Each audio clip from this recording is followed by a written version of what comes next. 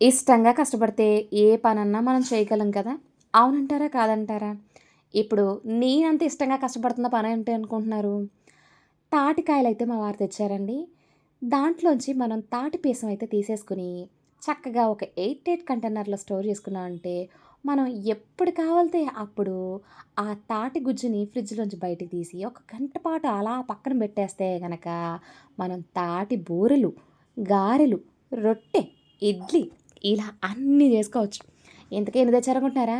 ఎన్నో కొన్ని తెచ్చారండి. నేనైతే తాటికాయల్ని ఎలా క్లీన్ జేసుకోవాలో చూపిస్తున్నా. ముందుగా తాటికాయలనైతే తీసుకొని, శుభ్రంగా ఉన్నాయో లేదో చెక్ చేసుకోండి. ఎందుకంటే ఈ మధ్య కాలంలో తాటికాయలు అంత బాగోట్లేదు. పుల్లటి వాసన గాని వస్తుంటే ఆ తాటికాయ మనం పేస్ట్ చేసినా వేస్టేనండి. అది బాగోదు. సో, అటువంటి కాయల్ని పక్కన పెట్టేయండి.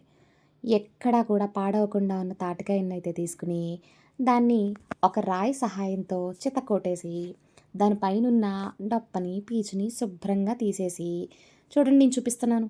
ఇలా ఒక పళ్ళెం తీసుకొని, అందులో నా దగ్గర ఈ చిల్లుబుట్ట అవైలబుల్‌గా ఉంది. సో, నేను దీన్ని తీసుకున్నాను. లేకపోతే మనం క్యారెట్ తురుముకుంటాం కదా! దాన్ని తీసుకోవచ్చు. లేదా మనం ఏంటది కారబుంది అవి వేస్తూ ఉంటాం గదా! అటువంటి చట్రాలను గూడా తీసుకోవచ్చండి. తీసుకొని చక్కగా తాటిపీసం అయితే తీసేసుకోండి. ఇలా తీసుకున్న తాటిపీసాన్ని కాస్త ఒక ఎయిట్ ఎయిట్ కంటైనర్‌లో పెట్టి డీప్ ఫ్రిడ్జ్‌లో పెట్టుకోండి. 2 నెలల వరకు చాలా బావుంటుంది మరి.